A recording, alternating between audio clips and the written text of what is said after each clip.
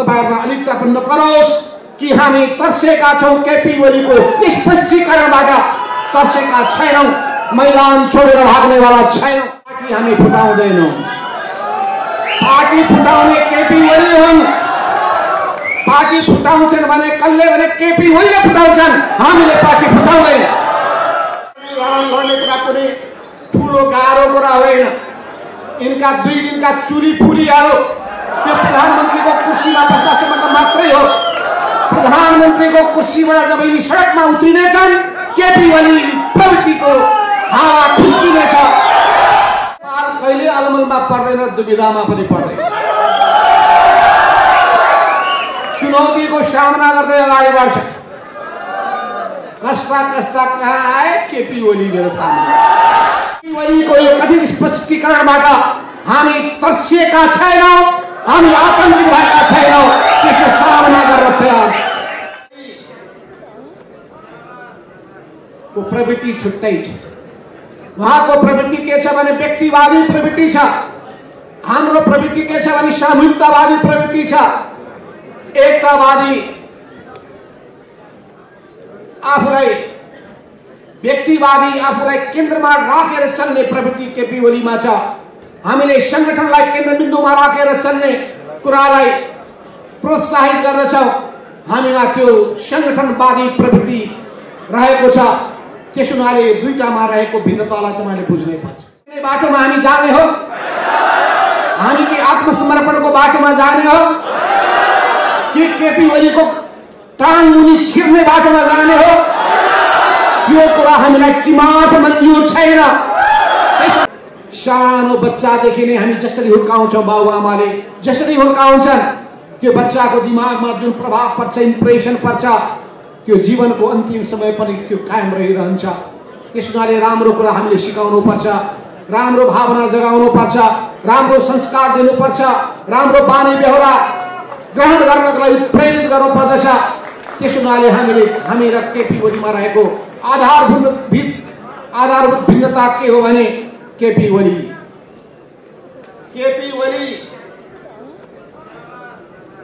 को प्रवृत्ति छुट्टै छ उहाँको प्रवृत्ति के छ भने व्यक्तिवादी प्रवृत्ति छ हाम्रो प्रवृत्ति के छ भने सामूहिकतावादी प्रवृत्ति छ एकतावादी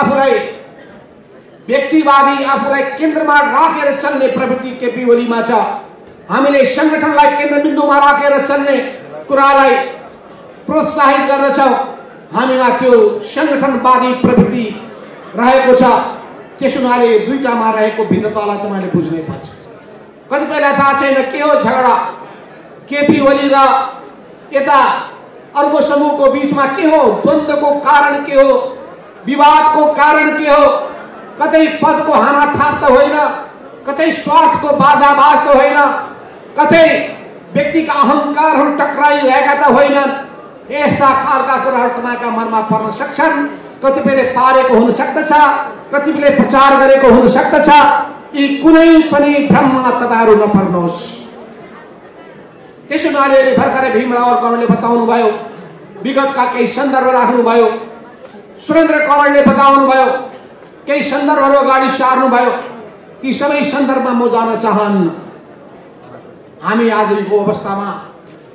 यो अवस्थामा आइपुगेका छौं र आज एकजनाले बडो विनम्र भावले मलाई भन्दै हुनुहुन्थ्यो कमरेड केपी ओलीसँग मिल्नका लागि के गर्नु पर्यो भने उहाँले जे कारबाही गर्नुहुन्छ सहेर भए पनि पार्टीबाट निकालिदिनुहुन्छ भने पनि पार्टीबाट निकालिए पनि चुप लागेर सहेर बसिदिनुहोस् के त्यही बाटोमा हामी जाने हो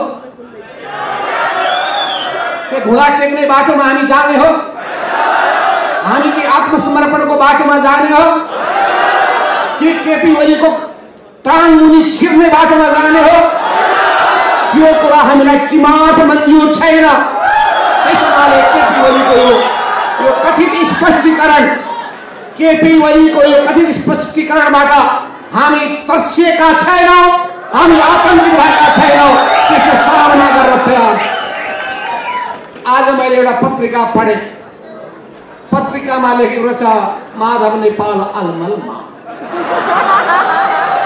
माधव नेपाल दुविधामा, माधव नेपाल कहिले अलमलमा पर्दैन, दुविधामा पनि पर्दैन। चुनौतीको सामना गर्दै अगाडि बढ्छ। कस्ता कस्ता कहाँ आए केपी ओली मेरो सामने। त्यसैले केपी ओलीसँग लडाइँ गर्ने कुरा कुनै ठुलो गाह्रो कुरा होइन। इनका 2 दिनका चुली फुलीहरू त्यो प्रधानमन्त्रीको कुर्सीमा बस्दासम्मको मात्रै हो। प्रधानमन्त्रीको कुर्सीबाट जब यिनी सडकमा उत्रिनेछन्, केपी ओली प्रवृत्तिको हावा खुस्किनेछ। त्यसो हुनाले पत्रकार साथीहरू, मलाई तपाईँलाई चाहिँ बुझ्नु भएकै रहेनछ। तपाईँहरूलाई मैले आफ्नो इतिहास बताउन पाएकै छैन। मैले वीरेन्द्र राजा हुँदाखेरि कसरी डिल गरेका थिएँ, ज्ञानेन्द्र हुँदाखेरि कसरी डिल गरेका थिएँ, तपाईँलाई सुनाउनै पाएको छैन। गिरिजा प्रसाद कोइरालासँग कसरी डिल गरिरहेको थियो, कृष्ण भट्टराईसँग कसरी गरिरहेको थियो, अनि गणेशमान सिंहसँग कसरी गरिरहेको थियो, काङ्ग्रेसका नेतासँग, अनि सद्भावनाका गजेन्द्र नारायण सिंहसँग कसरी गरिरहेको थियो। नेपालको राजनीतिमा के गरियो बताउनै बाँकी छ। त्यतिखेर विदेशी शक्तिले मलाई कति दबाब दिएको थियो, कति धम्की दिएको थियो, त्यो धम्की र चुनौतीको कति सामना गरियो भन्न बाँकी नै छ। पार्टीभित्र कस्ता कस्ता समस्याहरू आइपुगे, ती समस्या र चुनौतीको कसरी सामना गरियो, त्यो सबै फेरि तपाईँको बिचमा राख्न बाँकी नै छ। तर यति भन्न चाहन्छु म तपाईँलाई, आज एकजना आउनुभयो, कमरेड मलाई रातभरि निन्द्रा लागेन भन्नु। मैले हुनु स्वाभाविक हो, तर मेरो स्वभाव अलि फरक छ। म त आनन्दले रातभरि सुतेँ, आनन्दले। सबै कालका चुनौतीको सामना गर्नुपर्छ भन्ने मेरो मान्यता छ। त्यसो हुनाले आइरहन्छन् चुनौतीहरू। जसरी नदी बगिरहन्छ, बाधाहरू आइरहन्छन्, बाधा पन्छाउँदै नदी अघि बढिरहन्छ। यही मान्यताका साथ हामी अगाडि बढ्छ। बाधा पन्छाउँदै नदी बगिरहन्छ, यही मान्यताका साथमा यो राजनीतिमा म होमिएको हुँ। 2022 साल 2023 सालमा मैले एसएलसी पास गरेको हुँ। यसो हेर्दा हेर्दै 54-55 वर्ष भइसकेको छ। यहाँ चाहिँ मेरो नातिनी पनि कोही छन् भने आइसकेका हो। नातिनीको पनि पनातिनी जन्मिसकेको त्यो पनि छन्। तर पनि म आफूलाई युवा नै ठानिरहेको छु। किन भन्दाखेरि दुवामा पनि तपाईँभन्दा कम युवा जोस छैन। मैले त सङ्कल्प गरिसकेको छु, 77 जिल्ला जानेछु। 77 जिल्ला जानेछु, सङ्गठन बनाउनेछु। जसरी 32 सालदेखि सङ्गठन बनाउने काम गरियो, चाहे त्यतिखेर सिपी मैनालीसँग होस्, या पछिल्लो कालमा जेएन खनालसँग होस्, या मदन भण्डारीसँग होस्, या त्यसपछि मेरो सहयोद्धाको रूपमा अगाडि बढ्नुभएको प्रदीप नेपाल जस्ता योद्धाहरूको साथमा होस्, ती सबै सन्दर्भमा मलाई साथ दिने योद्धाहरूलाई म सम्झिरहेको छु। तर सम्झिरहेको छु, सँगसँगै हिँड्ने योद्धाहरूले कतिपय साथ छोडे। माथि बढाइएका, माथि हुर्काइएका, जिम्मा दिएका, ठाउँमा पुर्याइएका मान्छेले धोका दिएको पनि म सम्झिरहेको छु। तर त्यसबाट म विचलित भएको छैन। त्यसो हुनाले मलाई एकजनाले भन्नुहुन्थ्यो, कमरेड स्टेजमा बस्दाखेरि अनुहार उज्यालो गर्नुहोस् न, अलि अनुहारो अँध्यारो जस्तो भयो, मुसुक हाँसिदिनुहोस्। चाहिँ म हाँस्ने प्रयत्न गर्दै थिएँ। तपाईँहरूमा अलिकता पनि नपरोस् कि हामी तर्सेका छौँ, केपी ओलीको स्पष्टीकरणबाट तर्सेका छैनौँ, मैदान छोडेर भाग्नेवाला छैनौँ। पार्टी हामी फुटाउँदैनौँ। पार्टी फुटाउने केपी ओली हुन्।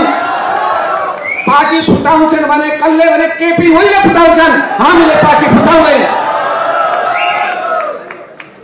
पार्टीलाई एकताबद्ध बनाउँछौँ। त्यसो हुनाले हामीले राष्ट्रिय कार्यकर्ता भेलाको आयोजना गरेका थियौँ। त्यो राष्ट्रिय कार्यकर्ता भेलामा हामीले भन्यौँ, हामीले अहिले अगाडि बढ्ने बाटो एकदम प्रष्ट के छ भने 9 महाधिवेशनले अगाडि सारेको राजनीतिक कार्यदिशा। यो 9 महाधिवेशनको दस्तावेज तपाईँहरूले मौका पाउनुहुन्छ भने पढ्नु होला। त्यतिखेर हामी सुरुमा विद्यार्थी राजनीतिमा लाग्ने बेलामा केही पुस्तकहरू पढ्ने गर्दथ्यौँ। तपाईँहरूलाई त्यस्ता पुस्तकहरू पनि हामीले उपलब्ध गराउनै पर्छ। त्यसो गरी म विद्यार्थी नेता साथीहरूलाई भन्न चाहन्छु, तपाईँले मार्क्सवादका क ख ग भन्ने किताबहरू पढ्नुपर्छ। मार्क्सवादको कखको पढ्न सक्नुभयो भने त्यसको सिद्धान्तलाई बुझ्न सक्नुहुन्छ, त्यसको दृष्टिकोणलाई आत्मसात गर्न सक्नुहुन्छ, अवलम्बन गर्न सक्नुहुन्छ। किनभने जब तपाईले बाटो नै फेला पार्नु भएन भने अनि बाटोमा तपाई त्यतिकै भौतारिनुहुन्छ, लक्ष्य प्रष्ट भएन भने, गन्तव्य प्रष्ट भएन भने भौतारिन्छन्। त्यसैले गन्तव्य प्रष्ट हुनु पर्यो, बाटो क्लियर हुनु पर्यो, अघि बढ्ने आँट हुनु पर्यो। आँट छैन भने, साहस छैन भने, हिम्मत छैन भने मैदानबाट भाग्ने स्थिति बन्छ। मैदानबाट भाग्ने मान्छे योद्धा हुन सक्दैन। चुनौतीबाट तर्सिने मान्छे योद्धा कहलिन सक्दैन। हामी चुनौतीको सामना गर्ने हो हिम्मतका साथ, सबै बाधा व्यवधानहरूलाई पुन्छाउँदै हामीले सगरमाथाको चुचुरोमा पुग्ने। त्यसैले हामीले सिकेका छौँ, कहिले पनि कठिनाइबाट नडराऊ, कहिले पनि कठिनाइबाट नतर्स, हिम्मतका साथ अगाडि बढ। हिम्मतका साथ अगाडि बढ्ने तिमीले संकल्प गर्यो भने तिमी सगरमाथाको चुचुरोमा पुगिछौ। सफलताको मूल रहस्य यही हो। सफलता प्राप्त गर्ने कुराको मूल कडी यही हो। जुनसुकै क्षेत्रमा तपाईँ सफल हुन चाहनुहुन्छ, विद्यार्थी राजनीतिमा, नेपालको राजनीतिमा, पढाइमा, अध्ययनमा, कुनै व्यवसायमा, कुनै पनि तपाईँ काममा सफल हुन चाहनुहुन्छ भने तपाईमा चाहिन्छ इमानदारिता, तपाईमा चाहिन्छ कर्तव्यनिष्ठा, तपाईमा चाहिन्छ समर्पणको भाव। त्यो काममा पुरै समर्पित हुनुहोस्, चुरुममा डुब्नुहोस् त्यसमा। त्यो कामलाई सम्पन्न गर्ने गरी लागि पर्नुहोस्। काममा रहेका त्रुटि कमजोरीहरू कता छन् त्यसलाई सुधार्नुहोस्। विद्यार्थी समुदायको विश्वास जित्नुहोस्। विद्यार्थी आम समुदायको बीचमा लोकप्रिय बन्नुहोस्। मिठो बोल्नुहोस्, राम्रो व्यवहार गर्नुहोस्, अनुशासित हुनुहोस्, मान सम्मान गर्नुहोस्। सबभन्दा उमेरले ठुला ओहदामा माथि भएका र आफूभन्दा सानालाई माया गर्नुहोस्, स्नेह गर्नुहोस्, अघि बढ्ने हौसला दिनुहोस्। त्यसैले हामीले सिकाउने कुराहरू असल चरित्रको कुरा, हामीले पनि त्यही सिकेर आएका छौँ, त्यस्तै गुरुबाट सिकेका छौँ र हामीले पनि त्यही ढङ्गको शिक्षा दीक्षा तपाईँलाई दिए भने अहङ्कारी व्यक्ति कहिले काम लाग्दैन। दम्भी व्यक्तिहरू कसैको प्रिय हुँदैन। त्यसैले ज्ञान छ, बुद्धि छ। ज्ञान छ भने बुद्धि हुनुपर्छ, बुद्धि छ भने विवेक हुनुपर्छ। यो ज्ञान, बुद्धि र विवेकको संयोजन हुनुपर्दछ। यस अर्थमा मैले तपाईँलाई भन्न के चाहेको छु भने हामीले त्यतिखेर 9 महाधिवेशनमा प्रश्न बनेका थियौँ कि हामीले 2062-63 को जनक्रान्तिका उपलब्धिहरूलाई, राजतन्त्रलाई ढालेपछि गणतन्त्र ल्याउने उपलब्धिहरूलाई संस्थागत गर्नुपर्छ। अर्थात् अब यो मुलुक फेरि पुरानो राजतन्त्रमा फर्किन सक्दैन र फर्किन दिँदैनौँ। हामी पराजित गरी छाड्ने। जतिसुकै केपी ओलीले साँठगाँठ गरौँ, राजावादीहरूलाई प्रोत्साहन दिने काम गरौँ अनि उनीहरूलाई हुर्काउने अनेक खालका प्रत्यक्ष अपरोक्ष रूपमा प्रयत्न गरौँ, त्यसलाई विफल पारी छाड्ने हुनाले हामीले त्यो उपलब्धिलाई संस्थागत गर्ने र राष्ट्रिय क्रान्तिको एउटा चरण पुरा गरिसक्यौँ। हामीले सामन्ती शासनलाई पराजित गरिसक्यौँ। हामीले 250 वर्षको शाही शासनलाई परास्त गरिसक्यौँ। हामीले अब हामी दोस्रो चरणमा प्रवेश गरेका छौँ। आर्थिक क्रान्तिको दोस्रो चरण, सामाजिक आर्थिक सांस्कृतिक क्रान्तिको दोस्रो चरण र यो चरणमा अगाडि बढ्दाखेरि समाजवादको ध्येय र उद्देश्यलाई पूरा गर्ने। समाजवाद भनेको सामाजिक न्याय सहितको समृद्धि हो। समृद्धि मात्रै होइन, आर्थिक विकास मात्रै होइन, त्यो न्यायोचित हुनुपर्छ। त्यो गरिब जनताले त्यसको लाभ पाउनुपर्छ। मुठ्ठीभर मान्छे अरबपति खरबपति हुने अनि लाखौं करोडौं मान्छेहरू बिहान बेलुका खान नपाएर भौतारिने त्यस्तो व्यवस्था हामीलाई चाहिएको छैन। त्यसैले हामीले भनेका छौँ हाम्रो व्यवस्था जनताका लागि हो। यस अर्थमा कम्युनिस्ट आन्दोलन नेपालमा लोकप्रिय हुनु पछाडिको के होला कारण? त्यसको कारण एउटा के हो भने नेपालको राजनीतिको त्यसले नशा समातेको छ, नाडी समातेको छ। नेपाली जनताको मुटुको धुकधुकी उसले बुझेको छ। यही धुकधुकी बुझ्न सक्यो भने पार्टी बलियो हुन्छ, आन्दोलन सशक्त हुन्छ, सफलताको बिन्दुमा पुग्छ। जब राष्ट्रिय राजनीतिको नाडी समात्न सकिँदैन, देशको र जनताको भावना बुझ्न सकिँदैन भने त्यस्ता पार्टीहरू काम लाग्दैनन्, इतिहासको अजायब घरमा जानेछन्। जसरी टंक प्रसादजीले खोल्नुभएको प्रजापश्चात इतिहासको विषय बनिसकेको छ। कतिपय देशमा कम्युनिस्ट पार्टीले राम्ररी जनताको भावना बुझ्न सकेन, राष्ट्रिय आवश्यकता बुझ्न सकेन। ती देशमा कम्युनिस्ट पार्टीको अवसान भइसकेको छ। त्यो बाटोमा हामी जाने होइन। नेपालको अवस्था विशिष्ट छ। नेपाल एउटा फर्टाइल ग्राउन्ड भएको देश हो। कम्युनिस्ट आन्दोलनका लागि हाम्रा पुर्खाहरूले रगत बगाएका छन्। पुष्पलालले सुरु गर्नुभएको 6 सालको कम्युनिस्ट पार्टी, मनमोहन अधिकारी र मदन भण्डारी जस्ता योद्धाहरू, किसान आन्दोलनमा अगाडि बढेका तुलसीलाल अमात्य जस्ता योद्धाहरू यो पार्टीको आन्दोलनका विभिन्न चरणमा अगुवाई गर्दै अगाडि बढेका छन्। उहाँहरूकै त्याग, तपस्या, बलिदानबाट उत्प्रेरित हुँदै हामी अगाडि बढेका छौँ। त्यसो हुनाले त्यो पुस्ताको इतिहासलाई अब मूल्य नगर्नुहोस्।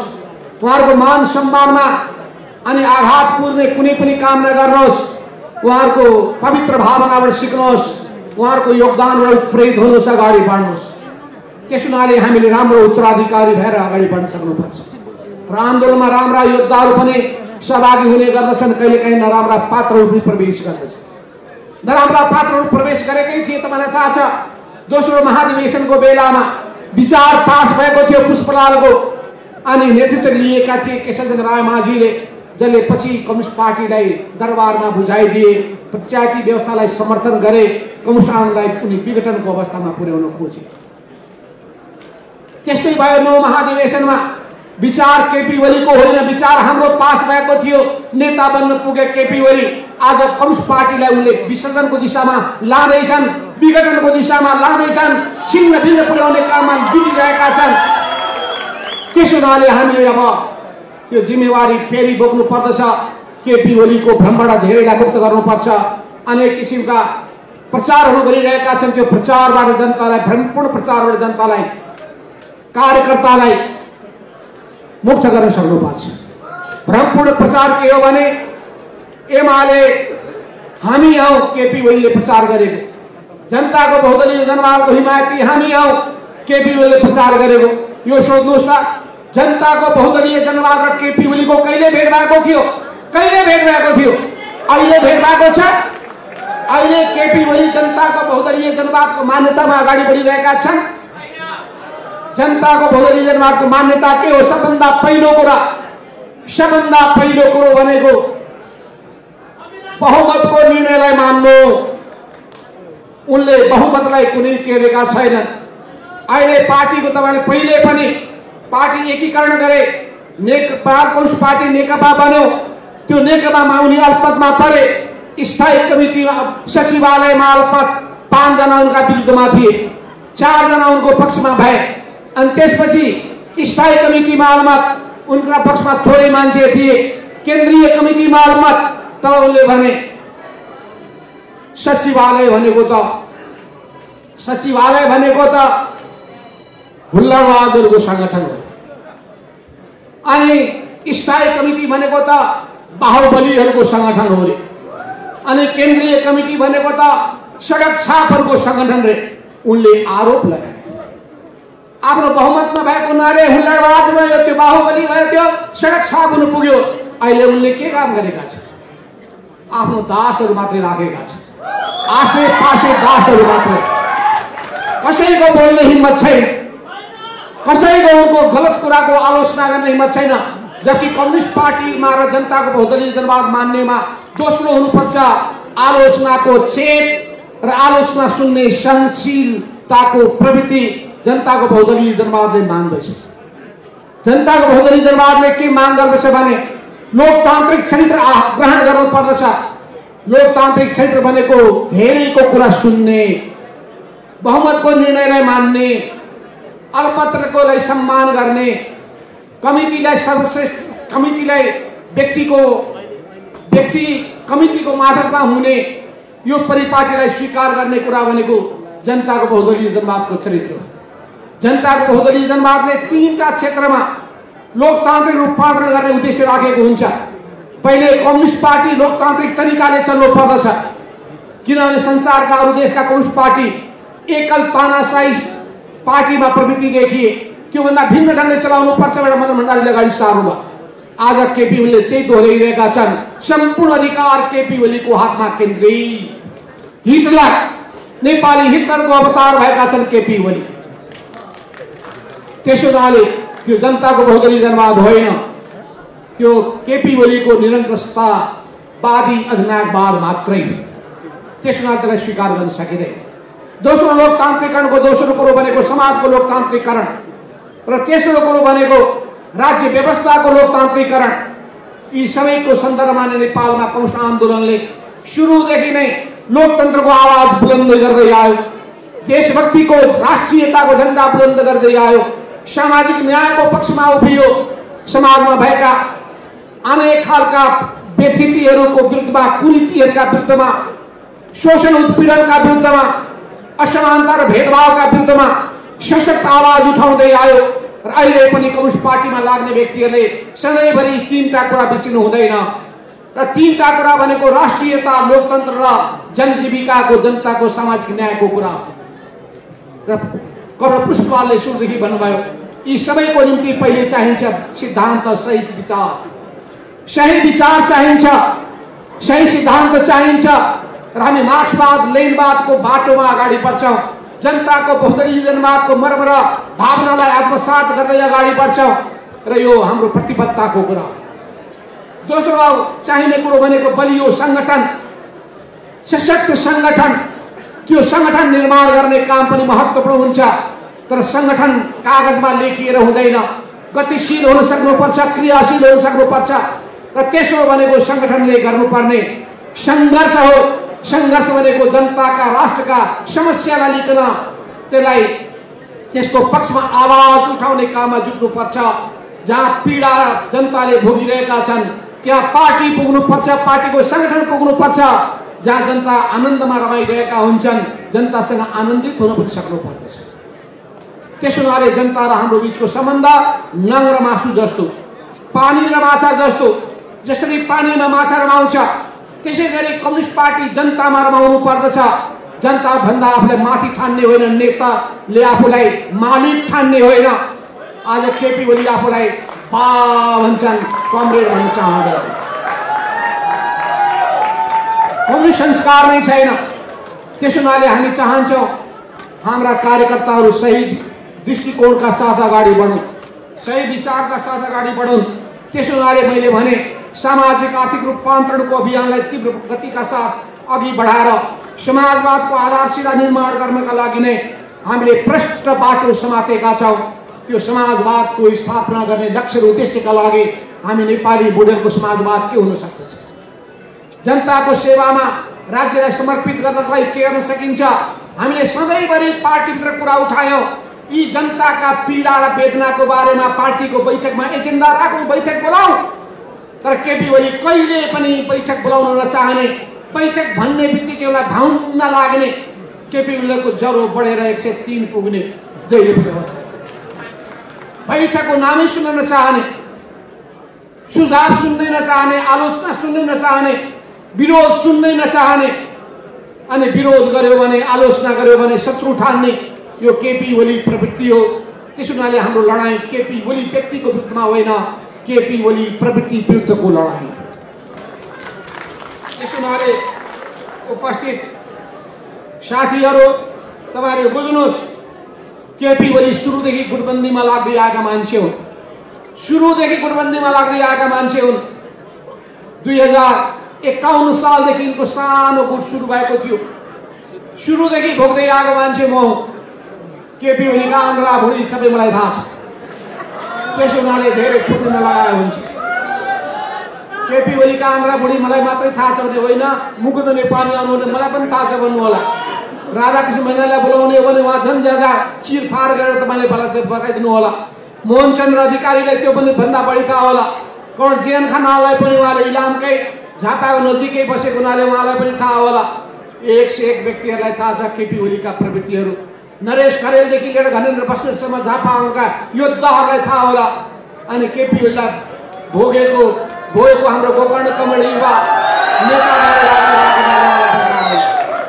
यस अर्थमा यो प्रवृत्ति, केपी ओली प्रवृत्तिले वास्तवमा यो पार्टीमा ठुलो समस्या खडा गर्दै आयो। यसका विरुद्धमा हामीले सङ्घर्ष गर्दै आयौँ। 2071 सालमा जब पार्टीको 9 महाधिवेशन भयो, उनी अध्यक्षमा कुनै हिसाबले जाल जेल षड्यन्त्र गरेर जितेर आइसकेपछि अनि हामीले ठुलो भुक्तमान भोग्न थाल्यौं। उनले बैठकै बोलाउन चाहे, 3-3 महिनामा बस्नुपर्ने स्थायी कमिटीको बैठक 1.5 वर्षसम्म बसेन। त्यस्तो मान्छे हुन् केपी ओली। पछि गएर जब पार्टी एकता भयो, माओवादी र नेकपा एमाले एकताबद्ध भए, हामी हर्षित भयौं, खुसी भयौं। त्यसपछि पनि बैठक बस्न नचाहने, एकलौटी निर्णय गर्ने, भएको निर्णयको पालन नगर्ने, नयाँ बाटोमा नयाँ निर्णय गर्ने, यसले पार्टीमा विधि समाप्त हुन थाल्यो, पद्धति समाप्त हुन थाल्यो। आफ्नो मान्छे खोजिकन उसलाई चुनावको टिकट दिने, पार्टीको ओहदाहरू प्रदान गर्ने, यी सबै प्रवृत्ति देखियो हो। यी सबै प्रवृत्तिले गर्दाखेरि हामीले केपीको विरुद्धमा जुझ्दै आउनुपर्ने स्थिति बनेको छ र यो प्रवृत्ति अब सुध्रिएला भन्यो, सुध्रिएन। त्यस हुनाले कमरेडहरू, अहिले हामी वास्तवमा चाहन्छौँ हाम्रो पंक्ति सिद्धान्तनिष्ठ होस्, विचारहीन मानिसहरूको जमात नहोस्। हामी चाहन्छौँ हाम्रो पंक्ति आलोचनात्मक चेत भएको होस्, दासत्व चेत र मानसिकता नहोस्। हामी चाहन्छौँ हाम्रो पंक्ति सामूहिक परिपाटीको पालना गर्ने अगाडि बढिरहेका छौँ। हामी पार्टी विभाजनको पक्षमा छैनौँ, तर हामी कसैको दास बन्नलाई पनि तयार छैनौँ। त्यसैले हामी एउटा वैचारिक जगमा हामीले पार्टीलाई लिएर अगाडि बढ्छौँ। यस अर्थमा हामी एउटा वैचारिक जगमा यो पार्टीलाई लिएर अगाडि बढ्न चाहन्छौँ। यो पार्टीलाई नयाँ उचाइमा पुर्याउन चाहन्छौँ। यो कम्युनिस्ट आन्दोलन फेरि एकताबद्ध गर्नेछौँ। केपी ओली विभाजनको पक्षमा छन्, हामी एकताको पक्षमा छौँ। सबैलाई स्वागत गर्छौँ। यसको लागि हामी देशभरिका कार्यकर्तामा उत्साह पैदा गर्न चाहन्छौँ। कार्यकर्तामा नयाँ उत्साह पैदा गर्नु अपराध होइन। निराश भएका कार्यकर्तामा आशावाद जगाउने कुरा गलत होइन। कार्यकर्तालाई गतिशील बनाउने कुरा अपराध होइन। कार्यकर्ता गतिशील भयो भने, उत्साहित भयो भने अनि पार्टीमा जीवन आउँछ, ऊर्जा आउँछ र जीवनमा ऊर्जा भएको पार्टीले नै जनताको मन र विश्वास जित्न सक्छ। त्यसो हुनाले पनि अहिले हामीले राष्ट्रिय कार्यकर्ता भेला गरेका थियौँ। तपाईँलाई थाहा छ त्यो भेलामा झन्डै 5000 देशभरिबाट कार्यकर्ता आएका थिए। केपी ओलीले के भन्ने गरेका थिए थाहा छ? 200 मान्छे आउँछन् कि आउँदैनन्, के आउँथे भनेका 5000 मान्छे। अझै हामीले सबै जनवर्गीय संगठनका केन्द्रीय कमिटीका सदस्यहरूमध्ये पदाधिकारी मात्रै भयो, नभए 100 जना मात्रै भयो भने पनि झन्डै 30वटा संगठन छ, 3000 त त्यही हुने थिए। त्यही हामीलाई 5000लाई सम्हाल्न कति गाह्रो परेको त्यो ठाउँै पाइयो, स्थानै छैन। बल्ल बल्ल एउटा हामीले ठाउँको व्यवस्थापन गर्यौँ। भित्र हलमा अटेनन्, हलभन्दा बढी मान्छे बाहिर हामीले पुरै त्रिपाल टाँगेर राख्नु परेको थियो र बहुत राम्रो व्यवस्था भएको हुनाले एउटा हामीले स्क्रिन राखेका थियौँ। त्यो स्क्रिन देखेपछि, मलाई सुनाएपछि साथीहरूले त्यो लाग्दथ्यो कि आफ्नो सामुमा स्टेज। कति राम्रो स्क्रिनको व्यवस्थापन थियो भने बाहिर हेर्दाखेरि पनि स्टेज अगाडि जस्तो देखिने। त्यस्तो खालको व्यवस्था गरेको हुनाले अत्यन्तै भव्यताका साथ, नयाँ उत्साहका साथ, ऊर्जाका साथ त्यो हामीले राष्ट्रिय कार्यकर्ता भेला सम्पन्न गर्यौँ। यही चैत्र 4 र 5 र केपी ओलीले यति राम्रो काम गरेका छौँ। उनीबाट पीडित भएका मान्छेमा उत्साह जगाएका छौँ। उनीबाट पन्छाइएका मान्छेहरू, निराश भएका मान्छेमा आशा जगाएका छौँ। शाबास गर्नुपर्ने मैले कारवाही गर्छु। यस्तै एउटा समय भएको थियो। यही ठाउँमा काठमाडौँमा एउटा हाम्रो पार्टीभित्रको एउटा समूहले अर्को व्यक्तिलाई पुरै पाखा लगाउन खोज्दाखेरि मैले त्यतिखेर ईश्वर पोखरेललाई भनेको थिएँ, तपाईँको नजिकका मान्छेलाई पाखा लगाउन खोजिएको छ, उनीहरूलाई उत्साहित गर्नुहोस्। र उत्साहित गरेपछि एउटा मनमोहन स्मृति प्रतिष्ठानमा जिल्ला कमिटी बनाइयो, त्यसमा सङ्गठित गर्न लगाइयो।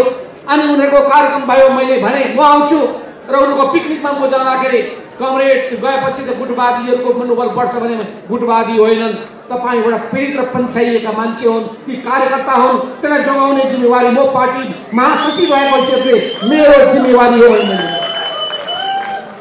पार्टी अध्यक्ष भएको मान्छे गार्जियन बन्नुपर्ने होइन।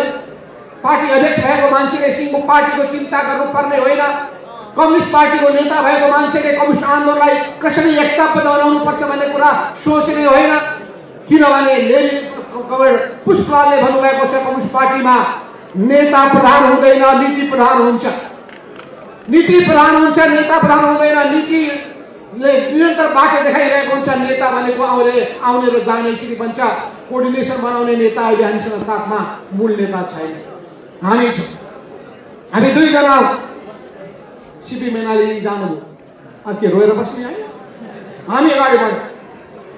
त्यो बेलामा हामीले कोर्डिनेसन बनाउने 8 जनामा बढ्दै गइरहेका छौँ। त्यसो हुनाले आज त सारा देशको शक्ति यहाँ म जहाँ देख्यो।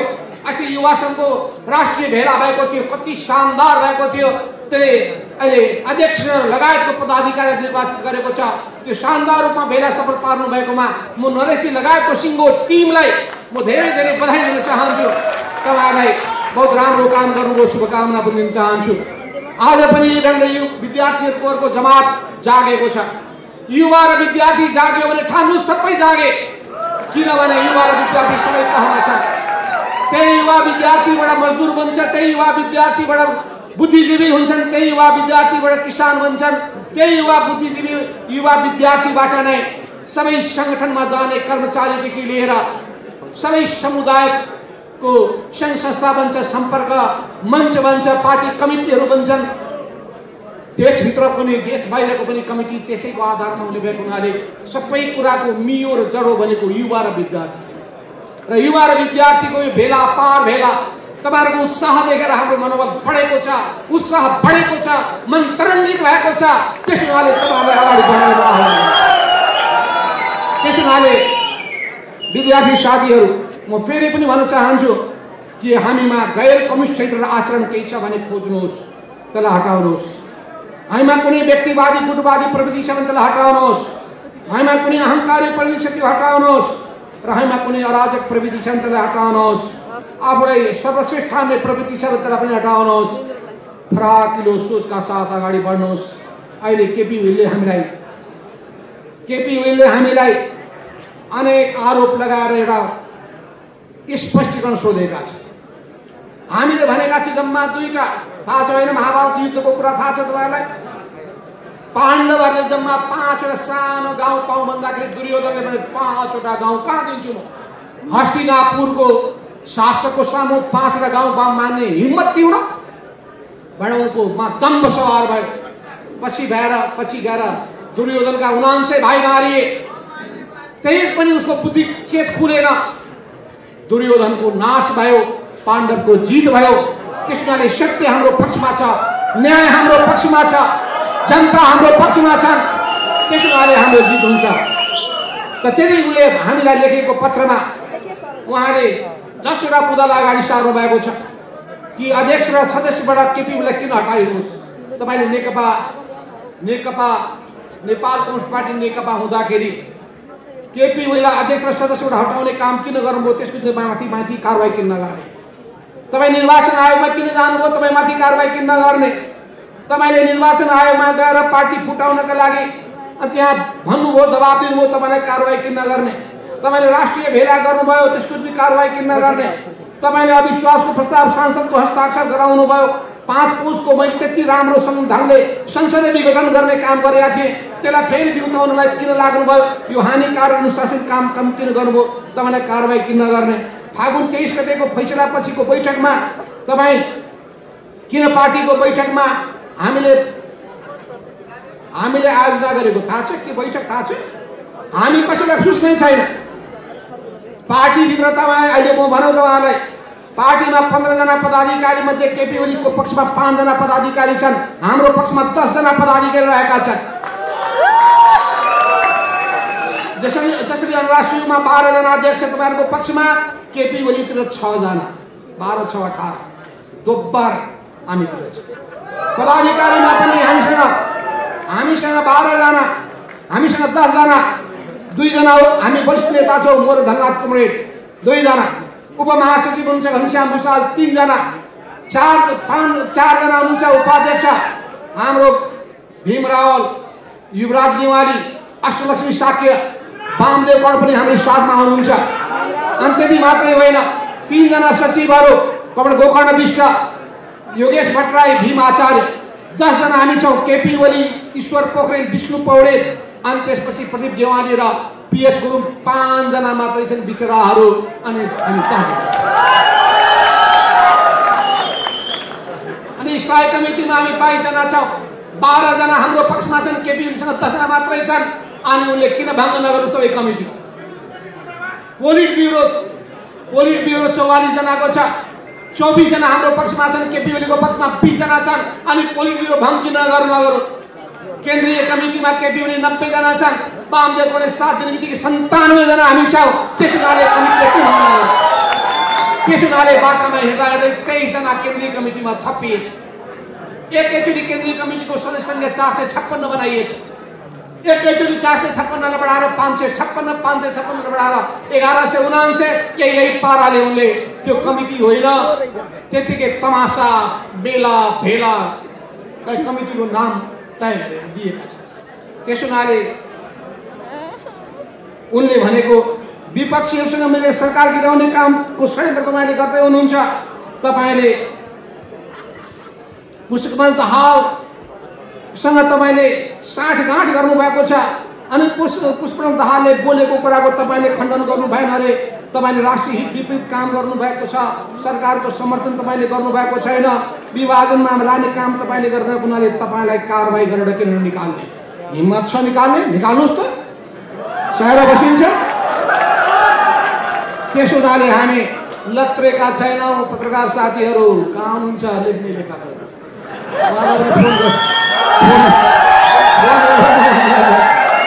त्यसैले तपाईहरु साथमा हुनुहुन्छ। हामी देशैभरि अहिले पनि अब हामी भेला गर्दैछौँ। मुस्लिमहरूको नेपाल मुस्लिम इतिहास संगठनको राष्ट्रिय भेला गर्दैछौँ।